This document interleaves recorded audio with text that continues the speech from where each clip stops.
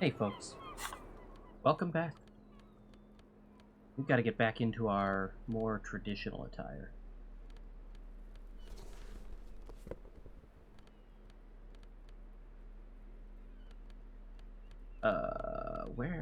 Where have my things now gone? Oh my gosh, that's awful. So is that.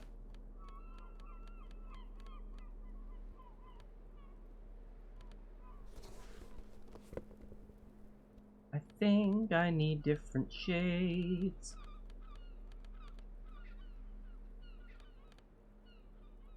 You know what? Those are fine. Okay. We had a unfortunate revelation last episode that we cannot do as we like. I have... Does that conversation with her change anything here? No. I'm going to see if it changes anything on the viz calc here.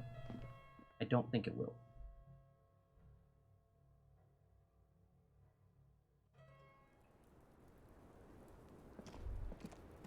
See, I don't think... I have trouble believing that everything she said about Ruby while she was spinning to defend herself stop us from taking her in. I have trouble believing any of that is accurate.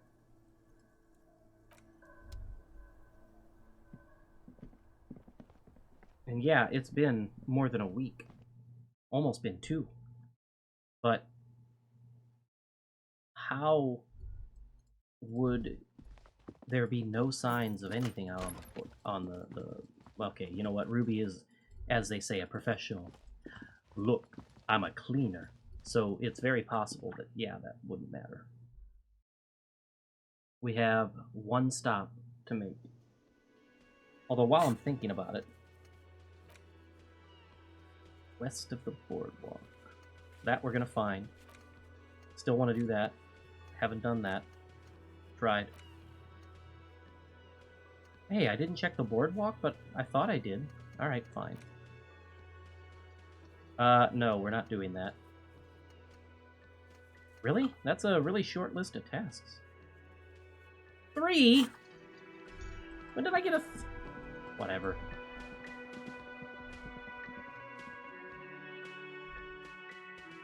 Klasia is pronounced liar.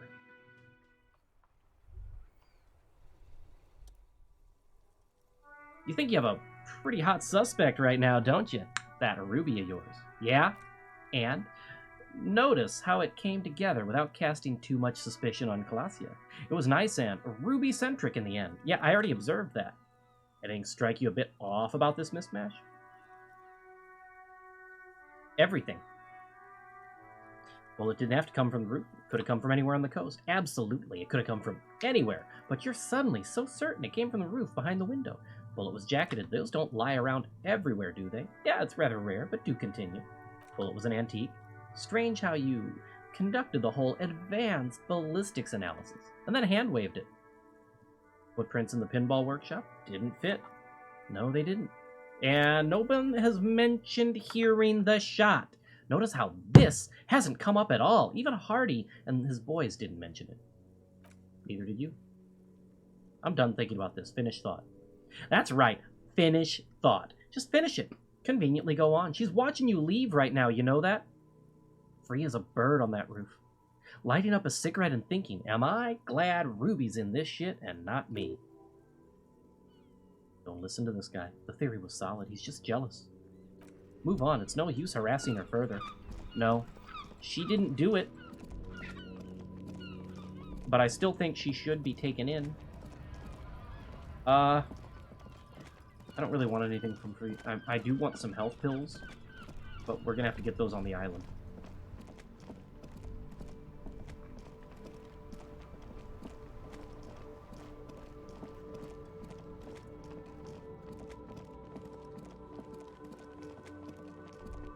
Okay.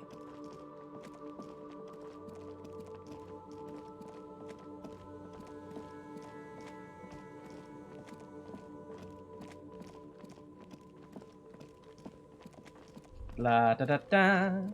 Dun da da. Except that I'm not wearing that hat. I put it down for this cap. Through the buildings and children, and now to the drunkards.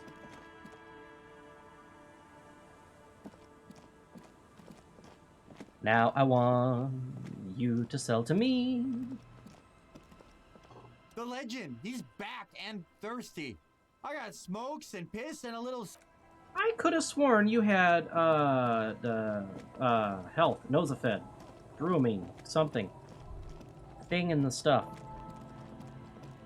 We got a billion volition, I'm not so worried about that, but... Alright.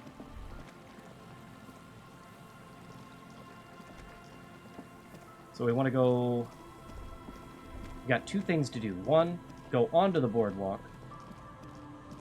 And two, find the buoy.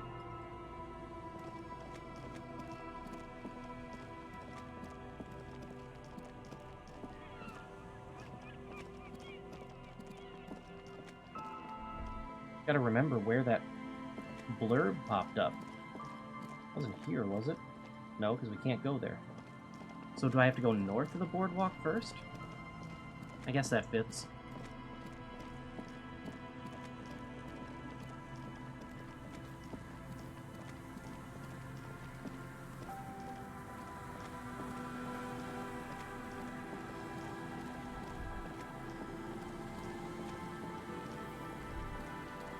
And equally important, where did I not go that I needed to get the investigation done? I'll have to go back to where the corpse was for that, I believe.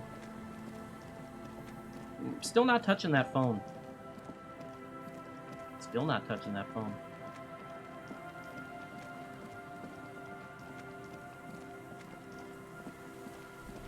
I'm gonna check out off camera if my build had enough int points through the various skills to have possibly big-brained and won the game with Kim.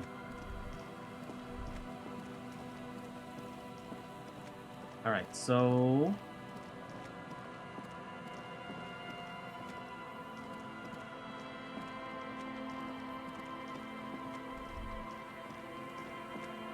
Am I just not gonna find it?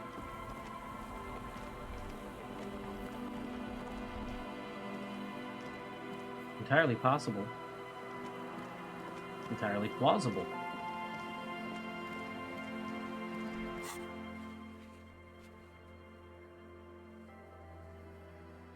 Okay, so... that boardwalk.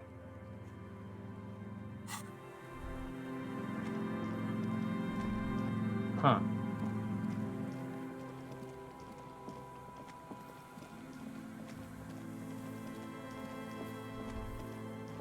That's, frustrating. She said west.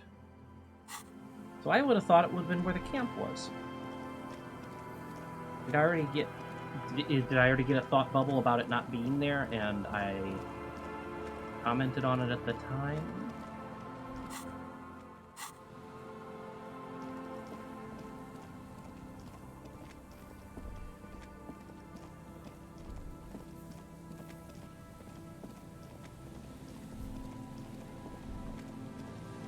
Alright. Corpse is gone from the boardwalk.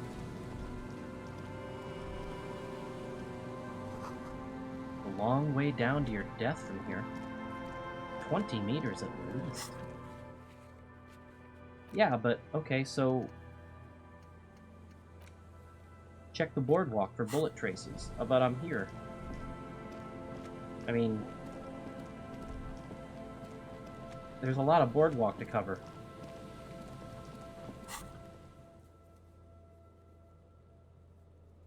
I don't know where it wants me to go for that. Alright, that might have to be a post. It might have to be a longer term goal, since I don't understand what it's asking me to do.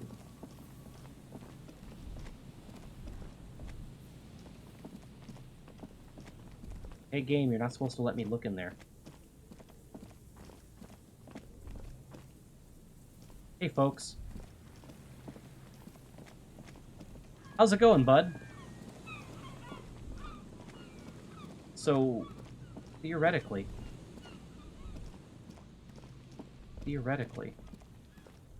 should have been somewhere. No, I'm thinking of something else. But did I just not go far enough? Ah! I did remember a blurb here. Would this be the buoy Glacia told you about? A metal and plastic contraption bobs up and down amidst the trembling reeds. At first, it just looks like trash, but if you look closer... That over there. He points to the strange-looking object. Must be the buoy Glacia told us about. The one she hid her passport in. We should take a look. Coal, air, tendons snapped the cords, keeping the buoy in place. A little longer, and it would be floating somewhere out in the open sea. What? Moves across the water, leaving no traces. You're cold again. As always. Yeah, but who or what is this? Splendor. No, that wasn't Splendor we were playing. It was Puerto Rico. Detective? Are you talking about fictitious board games again? I felt really strange just now. No further response. We're lucky it's still here. A little longer and it would have floated away. Indeed. Let's see what's in it. The buoy is not tied to anything. The cords dangling from the bottom really have been torn or cut. You lift it out of the water easily, noticing how light it is.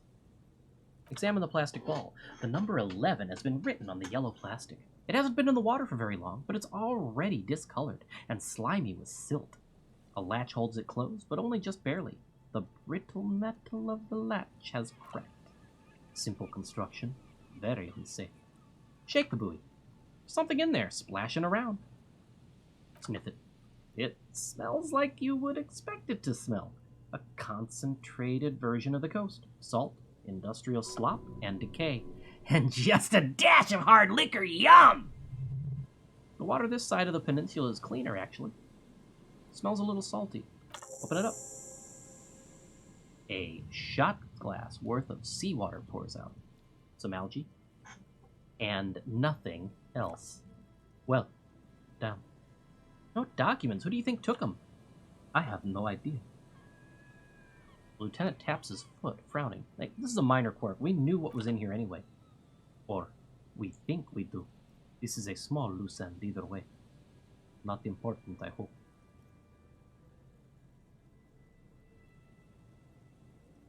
I don't know. Did Glacia already come pick it up? That very well may be the case. We should keep an eye on her. Nothing more for us to do here. Let's go. You can ask Miss what she thinks later, if you have the time. Though you doubt she'll tell you much at this point. Alright. And hold on one moment, folks. Alright, folks. Thank you for waiting around. All that talk about the sea and salt water and... it caused some biological issues. I had to take a break. I'm sure you understand. Alright, fine. Everything is narrowed down to one task to complete. I mean, there's not a whole lot of tasks left to do. Besides, no. I think I've done everything I can with that. Okay, I might still buy Kuno's pants. But everything comes down to this mural and this guy. Who's this guy? I'm sure he'll tell us about 12 times. Maybe once every 3 sentences or so. And, Mikhail, notice the windows? Especially with how there are no windows on the south side. This was to deal with... A blond man stands next to his son, pointing to the weather-worn ruins. He sees you approaching and smiles. You, officers, come to investigate the historic subtext of West Martinez? I'm Trant Heidelstand. He turns to the lieutenant. You must be Kim Kutsaragi, right? I was just telling my son about this building. Not a lot of people realize the historic significance here. Very rich in hypertext. Nice to meet you. The lieutenant nods. Hold on. Hypertext? Yes, hypertext. He says, as if it's self-evident. Jan Karp and the collection of cultural hyperlinks. Great, now we're getting into the internet. He's just making up fancy words! This doesn't mean anything! Wait, what was that about the windows before?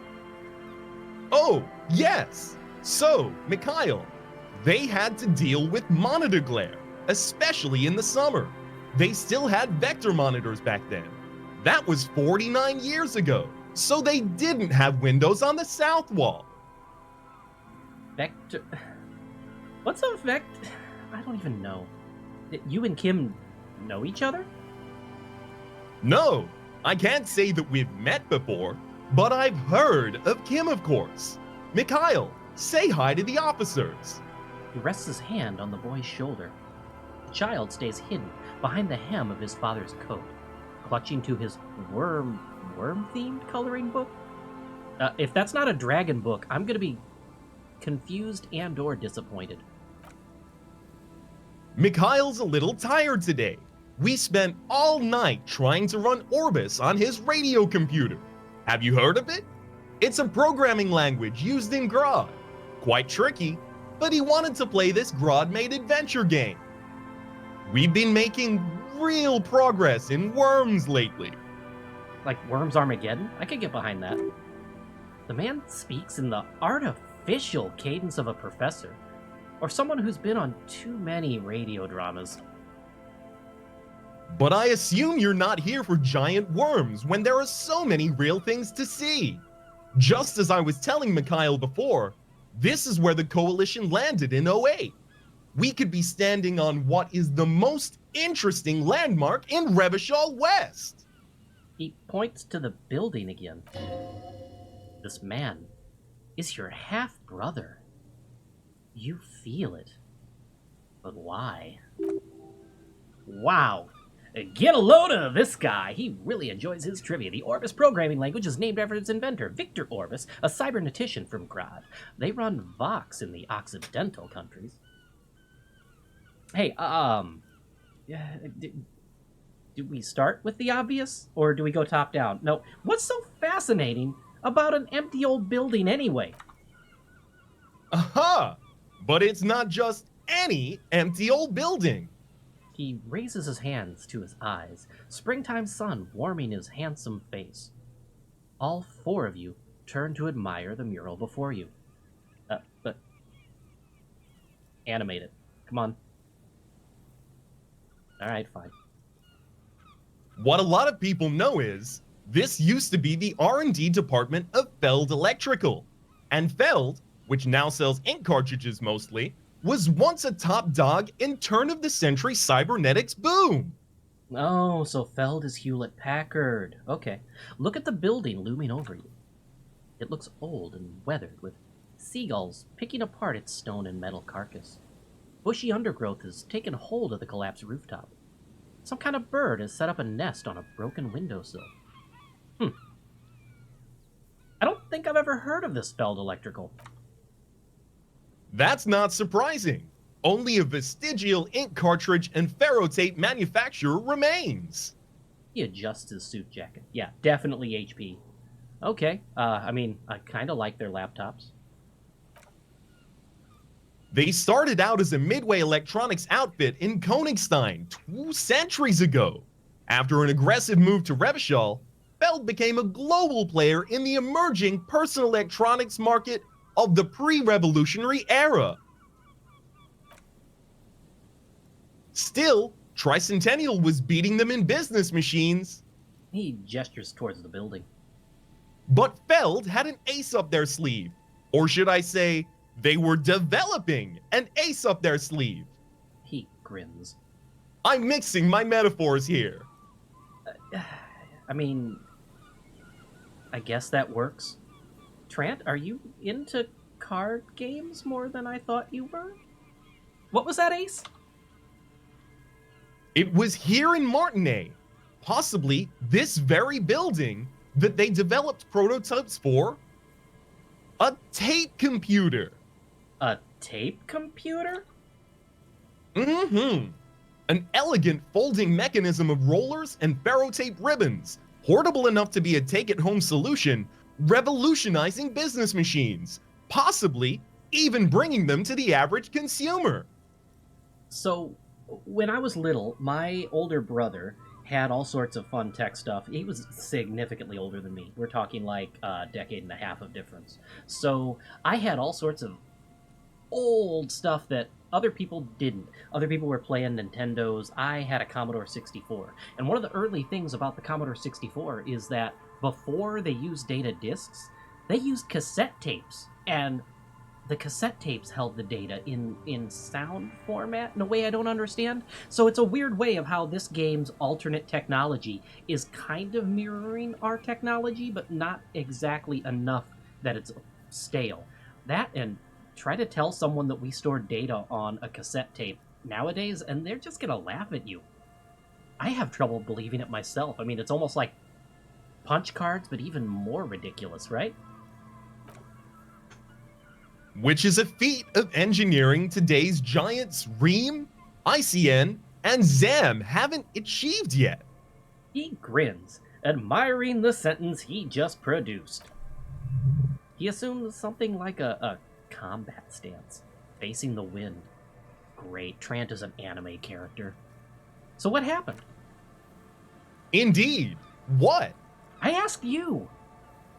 And I asked you. The revolution? The boy wipes his nose on his sleeve. He nods. Unfortunately, their moonshot project never made it to the market. Feld's move to Revachol backfired. The revolutionary government liquefied their assets and expropriated, those very advanced prototypes. Possibly from this very building, or one of the adjacent ruins. You alright there, Trant? Doing fine. Alright. For our next sequence, I'm gonna drink a glass of water while Trant speaks. Crap, it was mine next. He pauses, pointing to the other building, then continues. All of this was built by Feld, even the boardwalk. Wild Pines built Martinez proper as a resort for their middle management. Feld built this side of the town for R&D. Man, I feel sorry for those people looking around at this town. You're saying that Feld Electrical built this boardwalk? Yes, they even built a pleasure wheel, but that got destroyed in the war.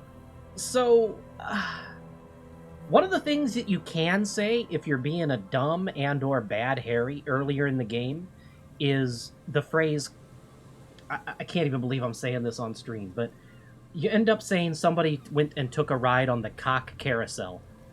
And I'm pretty sure that if you say that, your brain pipes up here comparing that to the pleasure wheel. You're welcome, viewers, because that's a thing I know, and I am forcing you to know it too. A pleasure wheel? The lieutenant looks wistfully at the horizon, as if picturing gondolas rising to the sky. Kim, I hope you only mean this definition of it. Yes, to lure in their star engineers. This part of Martinez was nothing but reeds before Feld arrived. They had to make the prospect of living here attractive. It was supposed to become a global center for innovation in cybernetics. But history had other plans. What do the revolutionaries do with advanced computers? Probably nothing good. They used them for military communications, He says while his son looks up, idly chewing on the corner of his worm-themed coloring book. but also to write and send out press releases. The most notorious example being Le Décret de Mars. What was that? What's the March Decree? I mean, the radio transmissions sent out to news agencies and world governments by the newly created commune of Revachol on the 7th of March in the year 02? Yeah, it was a rhetorical question. A short-lived legislative foundation for a short-lived utopia. It's a beautiful piece of text, actually. A singer-songwriter I know, Charette, called it a love poem to Revachol on her political concept album, Bons Bayer de l'Insolinde. You should read it. Every local library in Revachol stocks a copy of the decree. I'll be sure to stop right by. I tried to get Mikhail to memorize it. He looks at his son, who starts giggling, his face hidden behind the book. Tried to? Someone was too interested in worms to be paying any attention. Team 17 makes good games. The kid takes a peek at the green and silver worm on the cover of the book, already forgetting about this part of the discussion.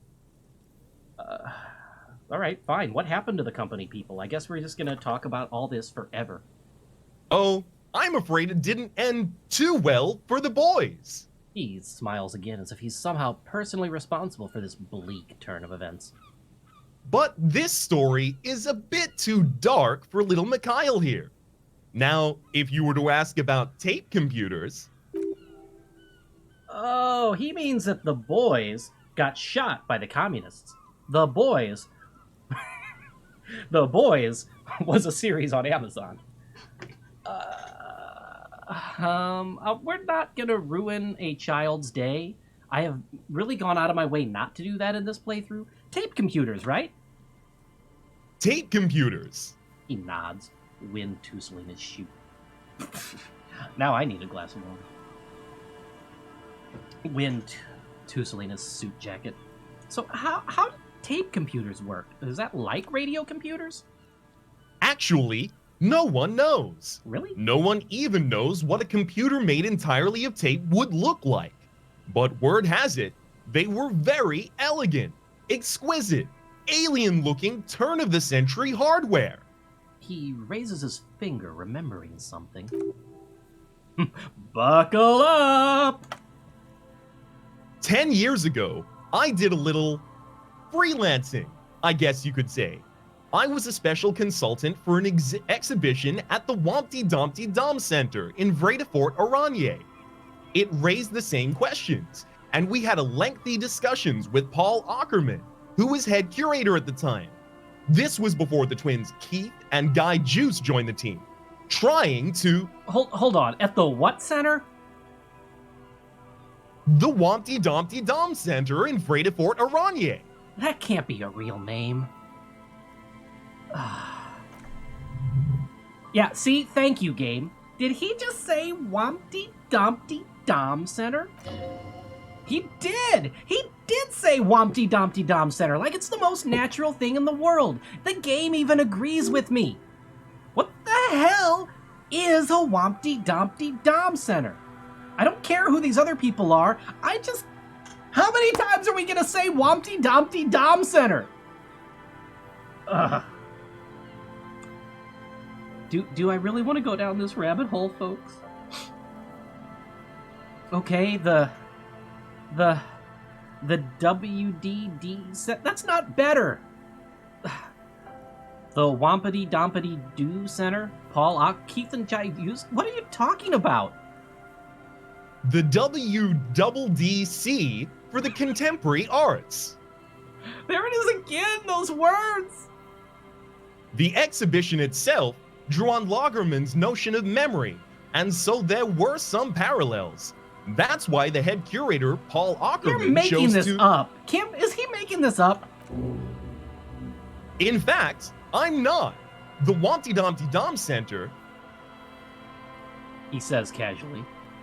is a place you can visit if you're ever in Vredefort. I am And not are unconvinced ever... that he is making I'm it up. talking here. That's Do you really mind? rude. Mikhail, don't do what this man here is doing. Listen to people. Give them time.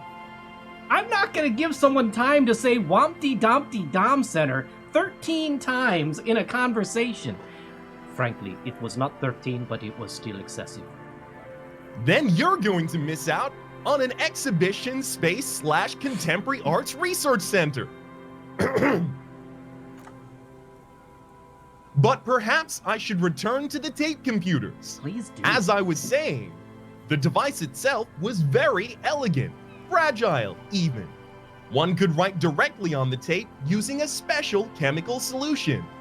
The machine would then analyze the handwriting, perform operations, and project output onto a white screen. It was a beautiful, delicate thing. Why would you do handwriting recognition? That would be more fine gesture that would take more than just... Oh, you know what? I don't know. Okay, the RCM should get some of those. Even one would be useful. He agrees. Though I understand the socioeconomic causes for the revolution, it pains me to imagine the revolutionaries setting fire to this precious device. But so they did. The failed playback experiment vanished in the fires of '07. I'm not going to ask even more about the FPE because it's going to end up with another 5 minutes. And he's going to say Wompty Dumpty Dum 2 more times and I can't take it. Why did the revolutionaries destroy it? Who knows? Maybe it was an accident. Or maybe they didn't want the technology to end up in the wrong hands. Either way, they're all gone now. All 3 versions of the prototype. Nothing but debris and ashes remain inside that building. He takes a step back, the boardwalk creaking mournfully in the wind. I would like to ask something else. But of course, what else? He smiles and ruffles his kid's hair? No, he just ruffles the whole ass head. Poor kid. I'm looking for a suspect. Have you seen anyone suspicious around? No, I'm afraid I can't help you with that one, officer. It's just a regular day off for me and Mikhail here. He pats his son head. So you haven't seen anyone around? No, I'm sorry. As I said, this is just a day off. We just arrived anyway. A day off? Why is that supposed to be important to me? And why is he a half... What is it said? A half-brother? Didn't we have something like that with Kim? That's kind of, concerning. I mean, at least he's not, all going all Jean-Vic Maire on us with again, I can't believe this shit. Yeah, I want to hear about the Feld building again. Sure, what's on your mind? Never mind, I have no options left. But of course, what else? We said that already. Am I really gonna ask this man for money? I don't think I can justify that as much as I might want to go buy the Fallen Pants. Alright, great. Thanks for saying Wompty Dumpty Dum 19 times. No, thanks to you for having me, Trant Heidelstein, and little Mikhail here to pick your brain. A very interesting conversation indeed. Did it hurt to not say Wompty Dumpty Dum again? Just a bit. I'm glad we're at least being honest about it. Pick your brain? If anything, this was rather one-sided. He did the talking. Whatever. Alright, but I don't think anything else matters as much as figuring out 2 things here. 1, what to do about this, and 2, what to immediately do after. I could use a wonder of exclamation afterward, which is probably why I'm still going in the same session. You see a once bright mural towering over you. The signage is peeled off over the years, but you can still make out Feld Electrical R&D.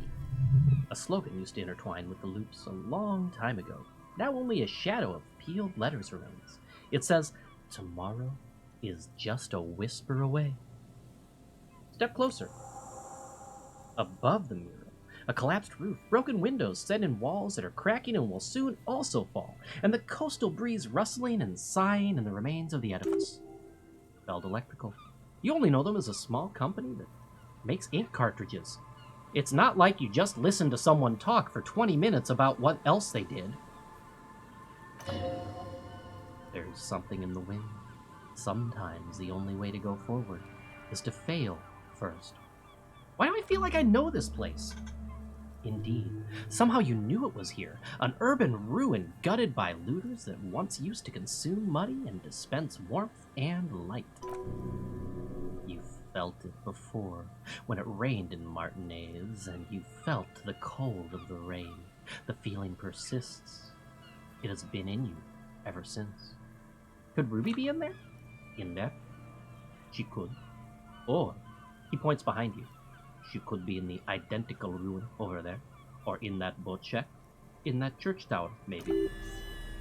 Why single out this one building? Possibly because the game is making it very obvious that everything points here. And that's one of the reasons that every check gives you a plus to that. You get +3 for the empty trap, hearing Lena's true story, the date, for delivering the death notification, a +2 for the bad phone call, the anomaly, the nightclub, +1s for the execution, the pigs, and the coat that windbreaker that was covered in seagull crap. The whole game is designed to make this check easier. People still have opinions about how it blocks progress, but I think it's hard not to make it sometimes. Not to say it's impossible, and yes, it can be a gate, but we roll a 1. Okay. Even though you're sure you succeeded, all is quiet. There's no cold hand brushing against your forehead, no rustle in the reeds. The wind has died down. The ruin in front of you is silent as a tomb. What was I even attempting to do here? Trying to talk to the wind? The city? Whatever you thought would happen did not. And now you're just standing there, in the pale of the morning, with your hands fallen to your side. Is trying to talk to the city something you've done before? Is it in your secret repertoire? A trick when you've run out of ideas? A prayer of sorts? To Revachon. Kim, she could be anywhere. How do we find her? How do we? I was really hoping she would be in the village. Okay. She is probably north of the village, and this place is a peninsula. We've already scanned most of the outdoor areas on our wild cryptid hunt, which went on far too long, so we have an understanding of the local geography, at least. And then there's the church. He looks at the bell tower. We've already searched that and can rule it out. I know it doesn't feel like progress, but exclusion is a step too. Anyway, we do it the old-fashioned way, sector by sector. Go over the whole peninsula, ask the locals, enter the places where we can enter first, like we did in the village. And if that fails, if we don't find her, then, if we're desperate, we look where we can't enter. Bunkers, storm drainage, this place. But I'm sure it won't come to that. He looks behind him at the dark red box crumbling across the chasm. Walk the coast, the old boardwalk, the reeds. You can always come back here and talk to the wind again. Look where it already got you. Buckle up and raise your collar. This search is gonna be wet and cold. Suddenly, there's a sigh, carried on the molecules around you, moving, flowing from high pressure to low pressure, like that of a woman emptying her lungs. She wraps the collapsing stone box in front of you in her breath, flowing through it. Where does it go? In through the collapsed roof, flowing down a concrete staircase to the basement, sweeping away footprints in the dust on the stairs. And then, the beach below the boardwalk, its winding tunnels. A whisper away. What's happening? She's down there. Alright, I think she's down there, below this building. Okay. Why? If I say the wind told me, he's just gonna look at me funny again. Kim, ever since I woke up, maybe even before that, I've been getting these cold spells. Good, yes, cold spells. So, basically, your hangover is telling you she's down there. Just call it a gut feeling and let's move on, Kim. So how do we get in there? The doors were on the collapsed side of the building. They're gone, basically. Finally, my time to shine! Yeah, Savoir-Faire has done like 3 things all game. Hey, there's a ladder next to the sign. Can we climb it? Go through the roof? Perhaps you can climb them. We are not climbing anything. I'm 43 years old, and I plan to live to see 70. There has to be a way to use brute force! Climbing sounds unsafe. Brute force is safe. Look around and find something to break if the ladder falls. I was really trying to get up that ladder, like, right now, but it is time to stop this and go on to the next episode. Thank you for hanging out, folks. All of you folks. Even the ones that are closer than others right now. From Mikhail and me, goodbye.